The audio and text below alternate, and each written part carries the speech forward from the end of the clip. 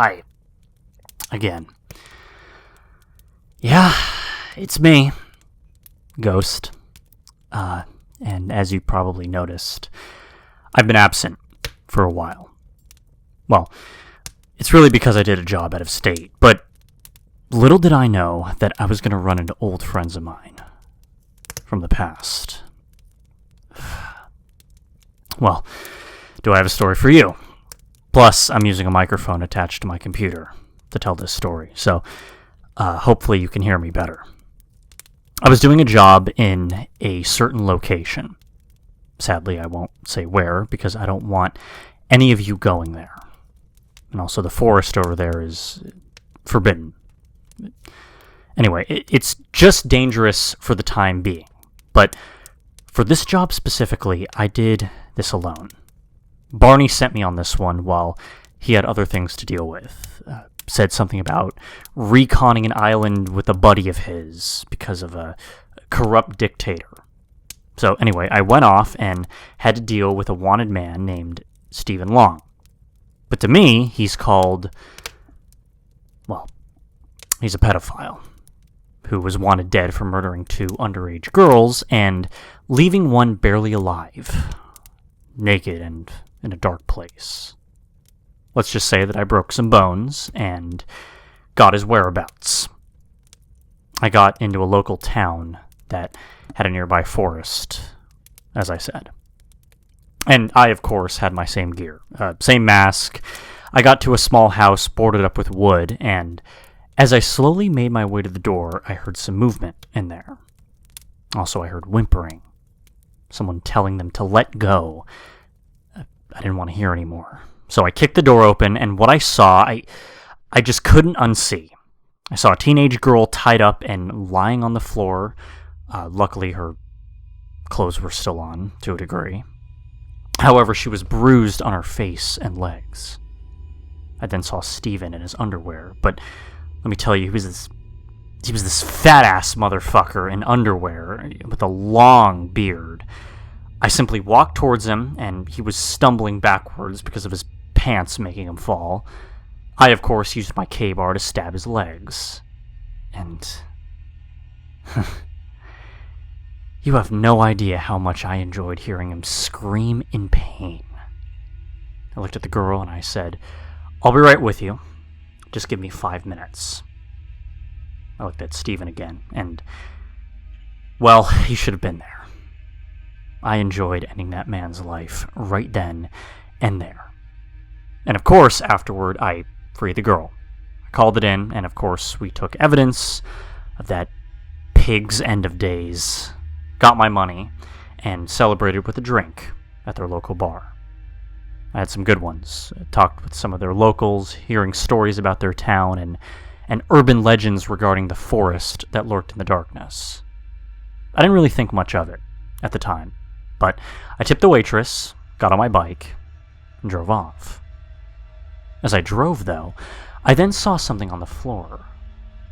It was shining, as if it had a jewel stone on it. But to my surprise, it was a phone. I parked my bike to the side and grabbed it.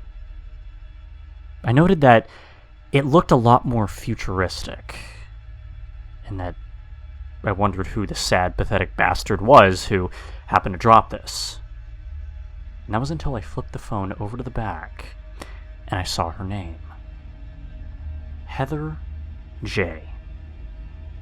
My heart skipped a beat just by seeing the name, because I knew a girl way back when I was a kid, with that name. I at first thought that the name was probably just a coincidence. I'm sure that there were many, many other girls named Heather J. Then I heard from the phone, "Excuse me." I got spooked, and I accidentally dropped the phone on the floor. And to my surprise, it reacted. "Ow!" it said. I picked the phone up again. "Hello? Did you just speak?" I asked. "Yes, and please don't drop me again." "Well, sorry, I wasn't exactly expecting a phone to talk without holding the center button," I said. "Well, I am an enhanced power phone. You probably have never seen anything like me. But if you could please return this phone to Heather Johnson, that would be lovely. She's my owner.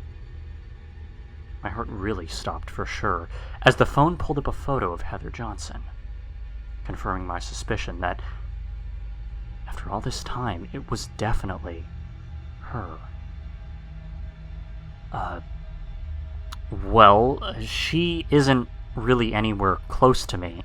I just found you in the street, I said to the phone. I see.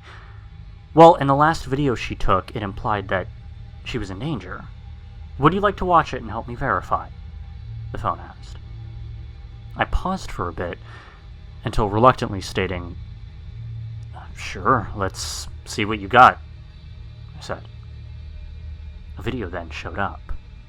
I pressed the play button, and to my surprise, Heather, this girl, the one that I haven't seen in over decades, showed her scared and frightened.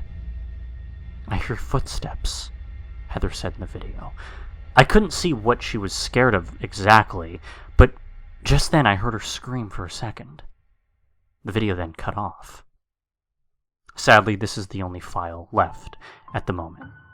The rest of the content seems to be deleted or intentionally damaged, the phone said. Well, how much can you fix? I asked.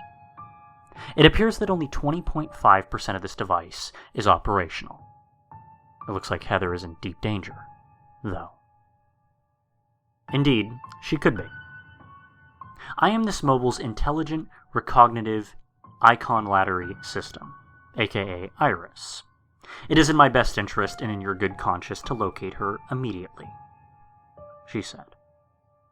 I know what it's like to lose someone, and I won't stop at anything to save them, I said.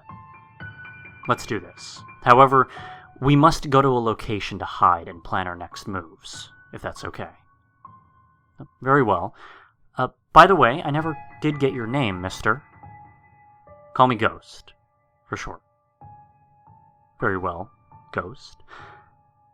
And off we went to a place to discuss what we could do to save Heather.